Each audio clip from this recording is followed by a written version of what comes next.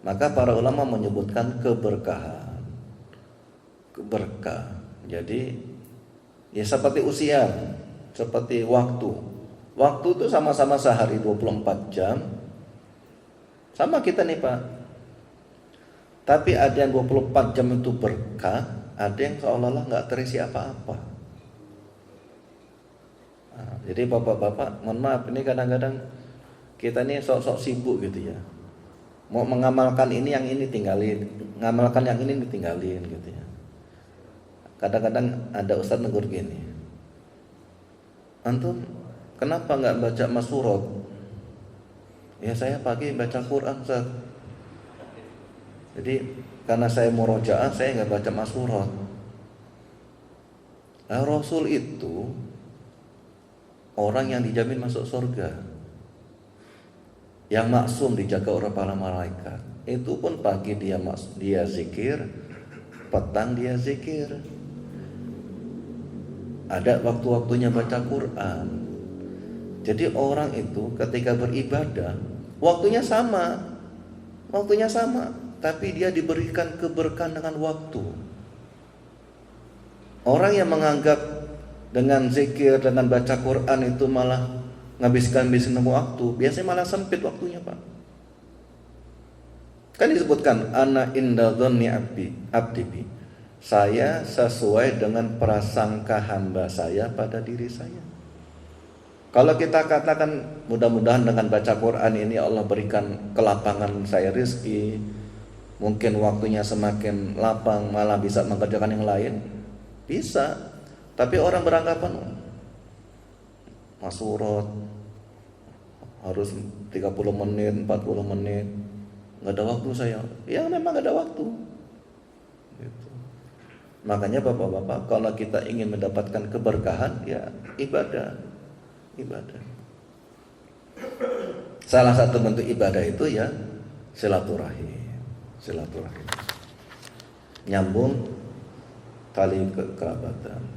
Maka disebutkan man kana yu'minu billahi wal yaumil akhir falyasil rahimahu. Barang siapa yang beriman pada Allah dan hari akhir, maka sambunglah tali silaturahim, kekerabatan. Gitu. Berarti kalau kita pakai mana terbalik, kalau ada orang dia mengaku ahli sunnah tapi memutuskan kekerabatan, maka imannya itu nggak sempurna. Ngaku ahli sunnah, paling sunnah, tapi semua orang dicemberutin, nggak senyum, nggak sapa, nyalah-nyalahin. Iya. Saya mohon maaf, tadi ada orang konsultasi, Ustadz mau nanya tentang perceraian. Kalau orang mengucapkan cerai terus talak 3 atau mentalak 1, nanti sore 1 atau besok 1 lagi, itu udah ada talak 3 belum? Saya bilang belum. Talak itu ada masa iddahnya. Gak boleh orang talak 3 langsung, gak boleh. Walaupun dia sumpah-sumpah gak boleh, berdosa aja. Talak itu harus ada masa iddahnya. Dan bentuk iddahnya itu kalau dia rujuk, ini dewasa semua ya Pak ya, harus jima Pak, harus jima. Dulu talak itu tidak terbatas. Dalam syariat-syariat terdahulu itu talak itu nggak terbatas. Yang penting masih sebelum masa iddahnya habis. Jadi perempuan itu kalau masa iddahnya anggaplah 3 kali sujud itu 3 bulan. Ditalak. Ini tanggal berapa ini?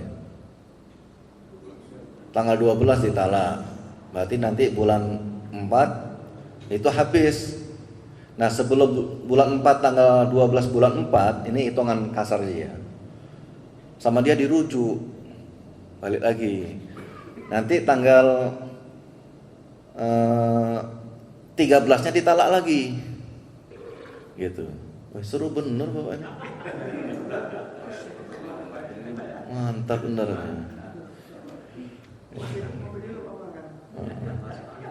Iyalah yang habis makan kayak gitu.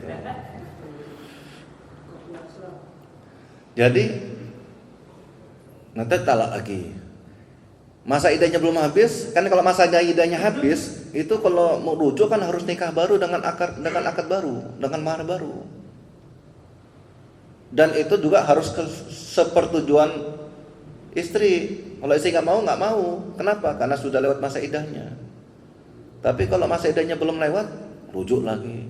Nanti kesel lagi, talak lagi, besok rujuk lagi. Nah, itu nggak boleh. Maka dalam Islam talak itu dibatasi sampai 3 aja. Gitu. Maka semarah-marahnya laki-laki, kalau dia talak 3 nggak sah. Itu ya bapak-bapak. Kemudian, nah ini juga ada seorang sahabat datang kepada Rasulullah SAW. Disebutkan an Abdullah ibni Amr ibn al-As radhiyallahu anhu maqala. Aqbala rajulun ila Nabi sallallahu alaihi wasallam faqala ubayyuka alal hijrah wal jihadi abtagil ajra minallahi ta'ala. Saya berjanji kepadamu ya Muhammad, ya Rasulullah, untuk hijrah dan berjihad, berharap pahala dari Allah. Kemudian Rasulullah mengatakan, hal min walidaika ahadun hayyun? Apakah ada di antara salah satu di antara kedua orang tuamu masih hidup? Kemudian dia mengatakan, na'am, bal kilahuma. Ya, bahkan dua-duanya masih hidup. Kemudian kata Rasulullah, fatabtagil ajra minallah? Apakah kamu mau pahala dari Allah? Qala na'am. Qala farji ila walidaika fa ahsin suhbatuhuma. Pulanglah kamu kepada kedua orang tuamu dan berbuat baiklah kepada keduanya. Perintahnya fa ahsin itu, Pak, bukan hanya Hasan. Hasan itu baik. Tapi fa ahsin itu maknanya berbuat lebih baik. Maksudnya kenapa? Kenapa ungkapan wabil walidaini ihsana? Kenapa bukan wabil walidaini hasanun? Kenapa kalimat ihsan? Karena biasanya orang kalau berjumpa dengan kedua orang tuanya dia sudah tua, orang tua lebih tua, biasanya orang tuanya itu melakukan perbuatan yang enggak disukain. BAB sembarangan, mintanya macam-macam, ya kan? Mintanya macam-macam. Nah ini ada kisah nyata bapak-bapak. Ya, maka bapak-bapak yang masih mungkin punya kedua orang tua ya itu surganya bapak disitulah. Gitu. Jadi wabil walidaini ihsana, kepada kedua orang tua buatlah lebih baik. Jangan bantah-bantahan walaupun kita benar. Seperti kemarin, cuman alamat salah aja udah. Jadi suatu saat ada anak ya mungkin usia 30-an lah Pak. Dia bawa ke dokter penyakit dalam, bawa orang kayak orang gila. Ngeronta-ngeronta, teriak-teriak, dipeluk sama dia ini. Siapa ini? Ibu saya. Ibu saya. Loh, kenapa? Sakit. Ya, kalau orang sakit kayak gini nih bawa ke rumah sakit jiwa, jangan ke sini. Nggak mau, saya mau ke rumah sakit orang normal. Dia tahu nggak kalau dia ibu kamu? Enggak. Ya taruh aja, dia nggak repot-repot gitu. Ya dia memang nggak tahu, tapi Allah tahu kalau dia ibu saya. Memang dia nggak tahu saya ini anaknya, tapi Allah tahu saya ini anak dia. Kenapa? Perintah Allah berbuat baik, bahkan lebih baik ketika orang tua melakukan sesuatu yang kita kadang-kadang gak enak. Nih Pak. Jadi ya Allah, makanya ya rezekinya di situ Pak. Berkahnya di situ. Makanya pahalanya sangat besar. Dan salah satu dosa yang besar di antara dosa-dosa besar adalah durhaka kepada orang tua. Jadi di antara 7 dosa besar yang besar-besar itu Pak, pertama syirik, yang kedua uququl walidain, durhaka kepada kedua orang tua. Bahkan disebutkan dalam riwayat lain, salah satu dosa besar anak kepada kedua orang tuanya tidak mendoakan. Pak, jadi bentuk durhakanya anak itu adalah ketika tidak berdoa kepada kedua orang tua. Makanya bapak-bapak, ya kalau saya punya kebiasaan Pak, emang nggak diajarkan Rasul, jadi tidak semuanya harus sama seperti Rasul kan, jadi repot amat nanti Pak. Saya ketika keluar masjid itu punya kebiasaan, Allahumma fir dunubi waftah li abwaba min fadlik. Kemudian saya doa Allahumma fir lahu, Allahumma fir bapak, Allahumma fir ibu, Allahumma fir kakak-kakak saya gitu. Saya doakan adik saya, udah. Ya itulah yang paling bisa kita kerjain gitu. Jadi jangan nunggu doa untuk kedua orang tua, nunggu dulu 40 hari untuk 1000, ngumpulin orang. Ya ngumpulin orang boleh. Doa boleh, sedekah gitu, boleh. Tapi lebih afdol lagi kan itu murah meriah Pak. Murah meriah. Kemudian dalam riwayat lain disebutkan, wa fi riwayatin ja'a rajulun ista'dzanahu fil jihad. Jadi ada pemuda izin pada Rasul untuk pergi jihad. Kemudian Rasul mengatakan, ahayyun walidaka? Karena ya bapak-bapak, kadang-kadang ada orang memang pergi jihad itu bukan memang niatnya jihad. Kadang-kadang pergi untuk lari dari tanggung jawab. Gitu. Orang tua itu kadang, mohon maaf, orang tua itu Pak, ada istilah gini Pak ya. Saya mungkin istilahnya juga nggak bagus juga. Orang itu kalau jauh sama orang tua itu wangi. Yang dikasih-kasih disebut-sebut tuh ini ngasih gitu. Yang deket tuh kayak, mohon maaf ya, ada ungkapan kalau kata orang Palembang itu bau tai. Iya. Sehingga kadang-kadang kita yang dekat sama orang tua itu Pak, yang diceritakan adalah si ini yang Jakarta ngasih uang, ini ngasih uang. Padahal kita yang jaga itu Pak, itu lebih dari itu. Ya kan? Maka saya cerita adik saya, si Tomo itu Pak, muridnya Pak Slamet ya? Tomo. Oh Tomo bukan Tommy yang ini. Tomo itu kan di rumah dia. Ibu saya pikun. Kadang waktu normal ya dia ngomongnya biasa, tapi selebihnya ya lupa gitu. Kadang-kadang apa yang dia omongin tuh beda sama yang dipikirin. Ibu saya bilang gini, pohon itu tolong di ini gitu. Sama adik saya dipangkas, di ranting gitu, di ranting. Bukan apa? Oh mungkin kurang rapi dipangkas lagi. Maksud ibu saya suruh potong habis. Jadi ibu saya marah-marah lah sama adik saya. Adik saya nggak paham-paham. Gitu. Jadi dua-duanya nangis. Masri datang. Mau ngapa Tom sama ibu? Saya nggak tahu maksudnya apa. Toh ibu-ibu marah-marah terus gitu.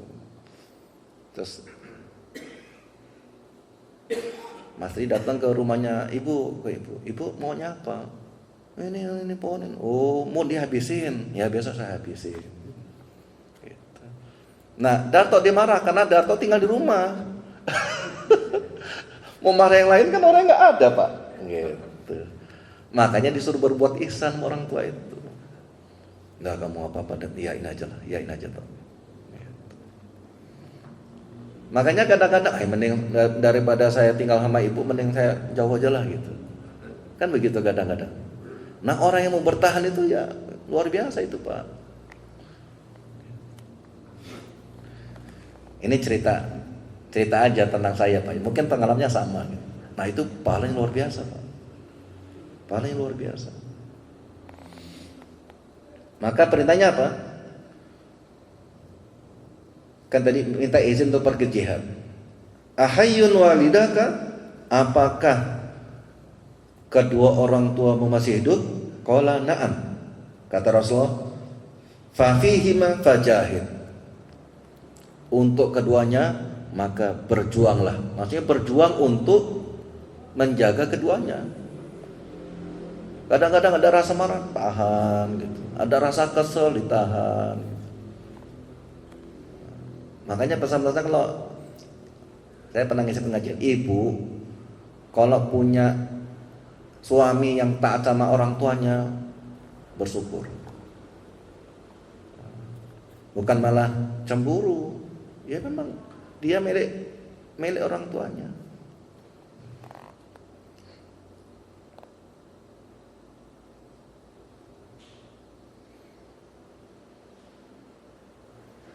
Atau sampai sini masih ada pertanyaan, Pak? Mungkin ada pertanyaan, Pak?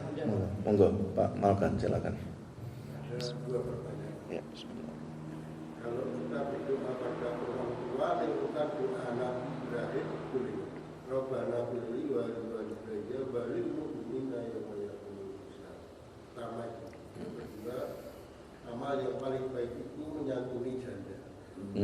Menyantuni janda yang paling baik menikahinya. Nah, Bapak tahu jawabannya lah itu. Iya.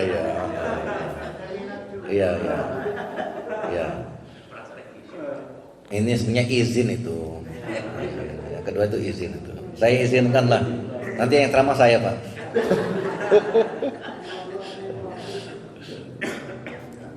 Jadi sebaik-baiknya doa itu doa yang diucapkan para nabi dan rasul. Apalagi kalau sudah ada dalam Quran itu sebaik-baiknya doa.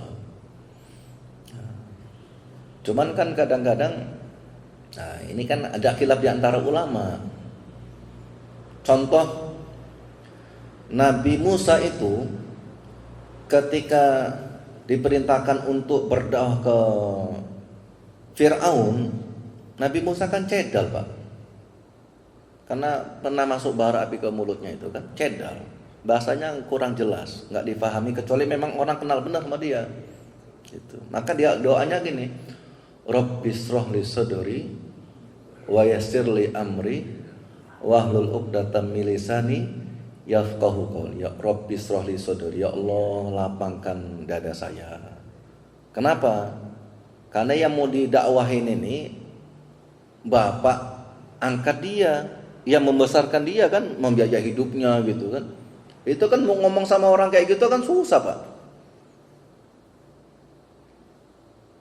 Susah itu, maka minta dilapangkan dadanya. Kemudian Allah, ya Allah mudahkan urusan saya. Bikin kekakuan di lidah saya ini dilempangkan lah. Jadi ngomong sesuatu dilempengin. Itu doanya ketika berhadapan dengan Fir'aun. Maka ada orang-orang, ketika ada orang Mukultum, dia mengatakan Rabbi sholli sadri wa yassirli amri wahlul 'uqdatam min lisani yafqahu qawli. Itu kok doa itu memang kita Fir'aun apa gitu. Padahal maksudnya bukan itu kan? Iya. Seperti ada doa gini. Doanya Nabi Sulaiman, ya Allah berikan saya harta, kekuasaan yang tidak pernah dimiliki orang-orang sebelum saya dan setelah saya. Itu kira-kira kalau Bapak doa itu Kayak mana itu Pak? Dikasih. Berarti kalau dikasih berarti bisa ngalahin Nabi Sulaiman berarti. Berarti Nabi Sulaiman doanya nggak makbul. Nah, bisa jadi dikasih dalam bentuk lain. Kalau dia ilmu matematika yang belum pernah ditemukan orang dan setelahnya enggak gitu. Bisa jadi begitu. Maka sebaik-baiknya doa adalah doanya para nabi. Gitu. Sebaik-baiknya istighfarnya para nabi. Setelah itu ya yang paling tahu masalah bapak kan bapak sendiri. Jadi nggak harus pakai bahasa Arab, nggak harus bahasa Arab. Kecuali waktu sholat harus pakai bahasa Arab. Waktu kunut boleh bapak, tapi harus pakai bahasa Arab. Nggak boleh nanti keluar bahasa Indonesia, batal sholatnya. Termasuk waktu sholat nih, ketika bapak keinjak kakinya sama anak kecil lari keinjak, Allah Akbar, itu nggak batal. Tapi kalau agui, batal itu Pak. Aduh gitu, batal itu Pak. Maka ada orang ingin aduh gitu. Saya sholat, begitu selesai, saya tepuk gini, batal bapak teh sholat. Kenapa? Tadi ngomong aduh, enggak, batal itu. Itu ya. Yang kedua tadi bukan nanya itu kayaknya, usul itu, izin itu. Apa? Kalau dalam hati nggak masuk catatan Pak. Bapak dalam hati ngomongin saya nggak masuk. Kalau terucap baru tercatat amalnya. Nanti sholat nih, nanti kesini bayar kredit motor sama Pak Gopur. Besok masih dalam hati nggak terucap. Jadi sambil sholat sambil nanti kesini terucap batal langsung. Lu kemana Pak Malkan?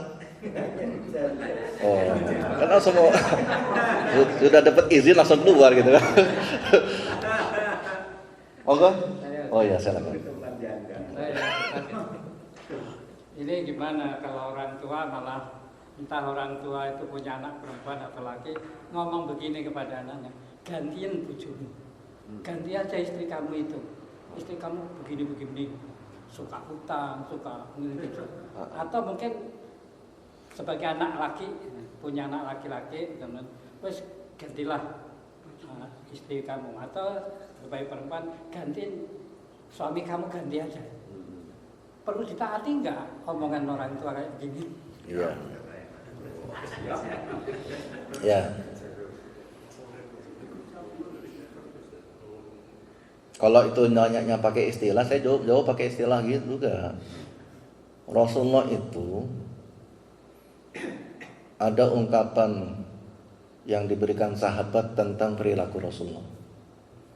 Rasulullah itu menjahit sepatunya sendiri. Kenapa? Menjahit sepatu itu lebih baik daripada mengganti sepatu. Jadi bapak-bapak disebutkan tidak ada ketaatan kecuali ketaatan kepada Allah, nggak boleh bermaksiat. Artinya kalau masih bisa diubah dengan akhlak, dengan itu bisa. Karena talak itu Pak, itu memisahkan dua keluarga. Karena yang nikah bukan dua orang, keluarga besar. Tadi kan ya di Kalambung Utara ada kasus Pak, Ustadz entah, nah inilah saya bilang, saya nggak sebut namanya ya, mudah-mudahan bapak-bapak nggak kenal juga gitu. Jadi dia mentalak istrinya waktu Lebaran, mungkin ya baru pensiun gitu ya, emang orang tuh baru pensiun gitu. Biasa, dek ambil ini, bikin ini gitu. Mungkin karena suasana hati lagi suntuk, nggak dihormatin orang, biasa ditegur, ditawarin gitu. Pas Lebaran banyak tamu, mungkin dia minta bikinin teh, istrinya mungkin ngurusin tamu. Lagi rame-rame kumpul, kamu saya talak 3. Ya bingung istrinya, gitu. Karena bahasanya talak 3, istrinya minta pisah. pisah rumah. Gitu. Dalam Islam nggak boleh talak 3, harus talak 1. Terus kata anaknya, Abi, sadar nggak Bi? Saya sadar sesadar-sadarnya. Gitu. Bahkan diulang-ulang berkali-kali. Nah, saya bilang itu mungkin lagi suatu semarah, nggak bisa talak 3, harus talak 1. Makanya kalau dulu Pak, orang-orang dulu itu dia nggak pakai bahasa langsung. Kalau bentuk rumah kamu kayak gini, tolong ganti pintunya, gitu. Tolong ganti pintunya, nggak jelek, nggak bagus ini. Gitu. Maksudnya itu bukan pintunya beneran, maksudnya istrinya. Gitu. Pakai bahasa kinayah, pakai bahasa apa sih namanya? Kiasan. Gitu. Kalau perempuan, kalau laki bisa lah ganti istrimu, maksudnya ya ubahlah perilakunya gitu, bukan ganti langsung ganti. Kalau perempuan nggak boleh dia minta talak, apa namanya, tiba-tiba minta talak nggak cerita, nggak bisa, harus ada sebabnya.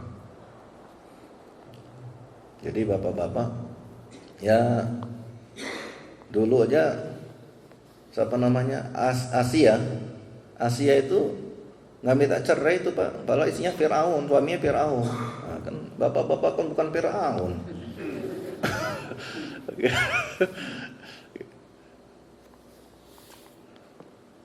Itu ya kira-kira. Wallahu a'lam. Ya. Terima kasih.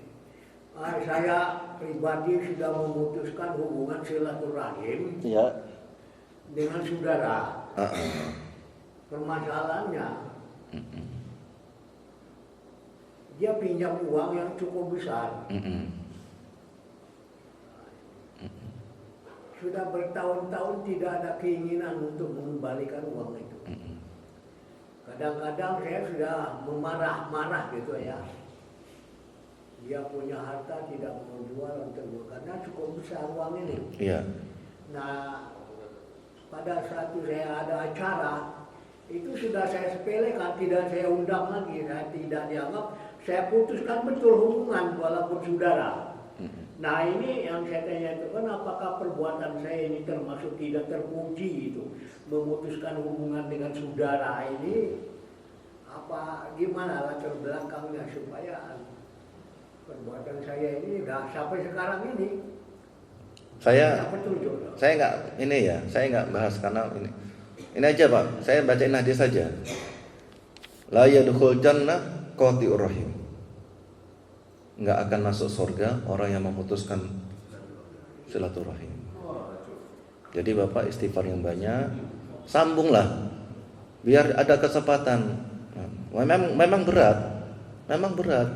Utang nggak dibayar-bayar ya. Memang utang itu bisa memutuskan silaturahim.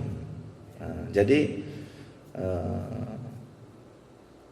sebagaimana Abu Bakar As-Siddiq itu pernah mau berniat memutuskan silaturahim ponakannya. Ponakannya itu yang memfitnah anaknya Abu Bakar Siddiq, Aisyah itu dianggap berzina sedangkan Sofwan dan menyebarkan dia tentang hadis ifki itu Pak, tentang perselingkuhan, mohon maaf ya. Dicari-cari ternyata ponakan yang nggak punya kerjaan, dikasih modal, dinikahin, dikasih usaha. Gitu. Bentuk keselnya aja, kamu keluar dari rumah ini sebagaimana kamu datang. Kemudian turun ayat surat An-Nur itu. Rasul menawarkan, suka nggak kamu diampuni dosa-dosamu, kamu masuk ke surganya Allah? Iya ya Rasulullah, maafkan saudaramu. Ya karena pahalanya besar, berat Pak. Iya, kalau pahalanya kecil kipas angin Pak. Memang berat Pak. Nah, makanya biar Pak Habib masih punya kesempatan masuk surga. Pak Ustadz, ini uang saya ini kan cukup besar. Iya. Ini persiapan saya untuk berangkat haji. Nah ini maka saya marah sama dia. Ini saya ini kan terhambat. Iya. Saya ini untuk Jadi melaksanakan haji, kan sakitnya saya. kalau Bapak, mohon maaf, kalau Bapak nggak maafkan, kapan dia mau bayar hutangnya? Kalau Bapak maafkan, Bapak doakan, gitu. Ya mudah-mudahan nanti Allah berikan cara yang lain. Jalan keluarnya. Iya. Kalau Bapak dendam ya nanti dia dendam lain, gitu. Tapi kalau Bapak doakan, ya mudah-mudahan. Iya. Makanya pahalanya besar, Pak. Gitu. Kalau Bapak dendam ya dia kapan dia mau malaikat? Oh, sudah nggak ada yang keluarga, udahlah, gitu kan. Iya. Makanya nanti mohon maaf ya, ini saya tidak menggurui, hanya ini aja. Kalau perilakunya Bapak seperti ini, Bapak yang nggak jauh beda sama dia. Iya, yang kayak gitu-gitu dimaafin aja. Dimaafkan bukan dianggap lunas ya. Nah, ya perilaku dia kita maafkan, tapi hutangnya tetap hutang. Kalau dia bayar kita terima. Bahkan kalau bisa dikasih keringanan, kalau nanti dia meninggal, dia punya utang sekian, kamu ada uang berapa? Ya udah seadanya istrinya saya sedekah untuk gitu. Jangan juga, udahlah saya anggap bayar zakat aja, nggak boleh, karena zakat kepada mustahik. Itu kira-kira, mohon maaf Pak Habib ya. Yang lain? Berat Pak, makanya pahalanya surga. Berat pahalanya surga.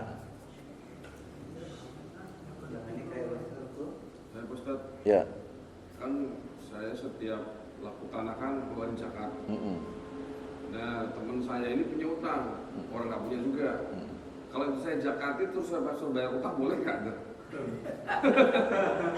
Karena punya utang, tapi saya bayar juga dulu nih, mulai ke saya, boleh nggak kayak gitu? Kira-kira boleh. Iya kalau dia bayar utang.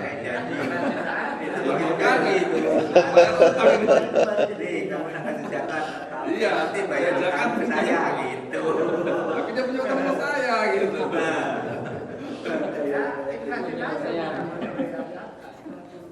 Jadi bayar bersyarat itu nggak boleh Pak. Nggak boleh. Nggak boleh. Jadi nggak saya kasih dulu.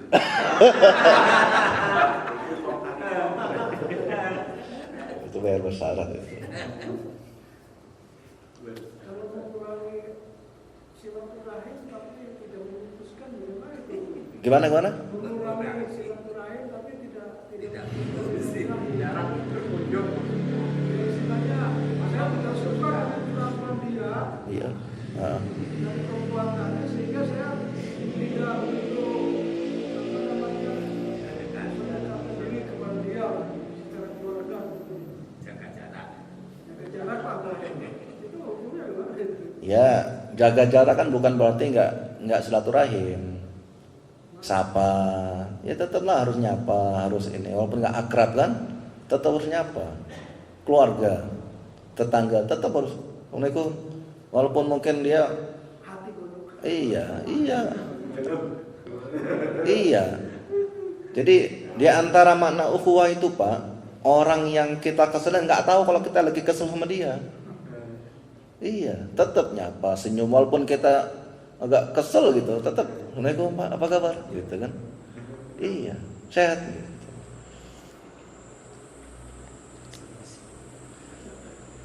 Iyalah, walaupun ada orang, saya kena ketemu sama orang yang begitu sholat Jumat, saya diminta sholat Jumat di tempat dia jadi imam. Ada Ustaz Yudi itu. Gitu. Sholat saya diminta jadi khutbah Jumat, saya khutbah Jumat imam. Saya sholat, dia bilang, sholat tadi nggak sah sholat Jumat, yuk sholat zuhur. Kenapa? Imamnya bukan orang mukim, kata dia gitu. Ya masih Lampung Utara, masih Candi Mas, bilang bukan mukim. Kata temannya, Ustaz Yudi di khutbah Jumat di Jakarta juga nggak apa-apa, bukan mukim. Ternyata karena beda partai. Iya. Lah ustadznya lebih jauh dari saya, sah sholat Jumatnya. Gitu. Jangan sampai nanti Pak kiai kesini sholatnya sah, nanti saya nggak sah gitu, nggak boleh. Ya saya ketemu dia ya biasa aja. Assalamualaikum Pak nih. Ada minyak wangi ya nih, oleh-oleh minyak wangi gitu. Tidak termasuk munafik itu. Ya enggak lah.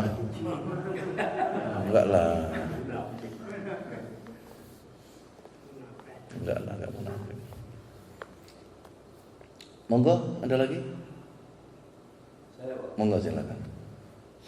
kaitannya dengan bulan Rajab ini Pak. Iya. Kalau saya melihat di YouTube itu Pak, ceramahnya para ustadz yang kondang-kondang itu di bulan Rajabnya ada tanggal-tanggal tertentu, amalan doa ini doa itu yang katanya itu bisa mendatangkan rezeki, bukan rezeki dan lain-lain Pak ya. Itu ada juga yang sebagian yang biasa-biasa saja, tidak ada yang khusus, perbanyak aja amal. Sebagian yang bicara begitu Pak. Itu kira-kira apakah itu yang baik yang mana, yang benar yang mana Pak? Baik. Bulan Rajab itu salah satu bulan dari 4 bulan haram. Bulan haram itu bulan yang dimuliakan Allah. Dianggap bulan suci. Jadi bulan suci itu 4 bulan ini Pak.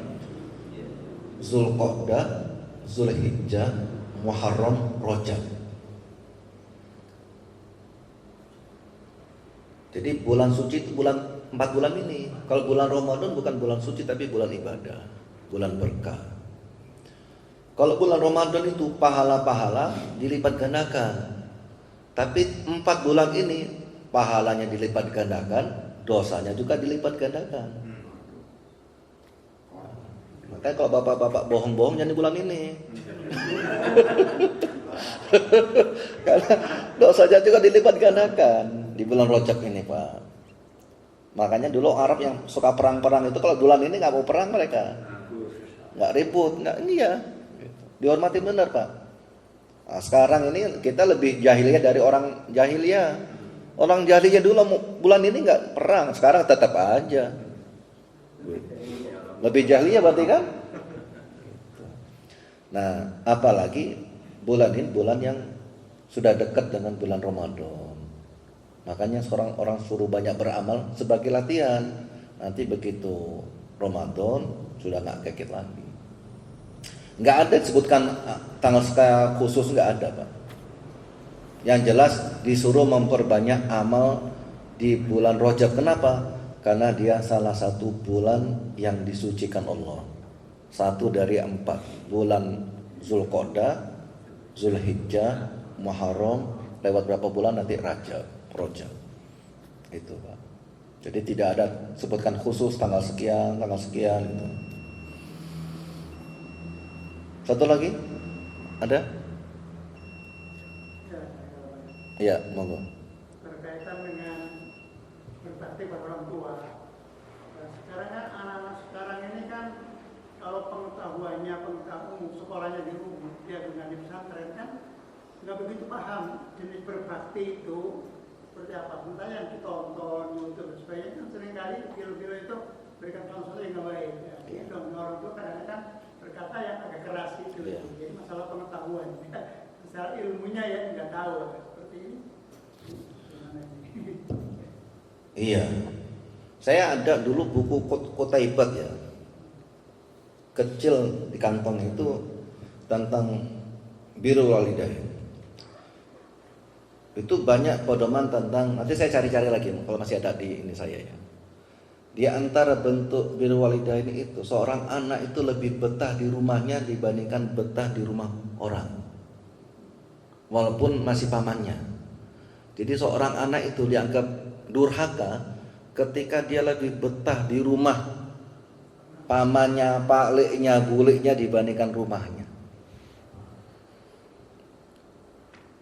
Lebih senang masakan di luar daripada masakan di dalam rumah. Itu juga bagian dari durhaka. Iya Pak. Wah, lain lagi. Ini kan ini bukan istri Pak, ini orang tua babnya. Kayaknya Bapak ada sensi sama Pak Malkan, ada masalah. Ya, kita tunggu di antara Bapak dua ini mana nanti yang duluan. Assalamualaikum warahmatullahi wabarakatuh.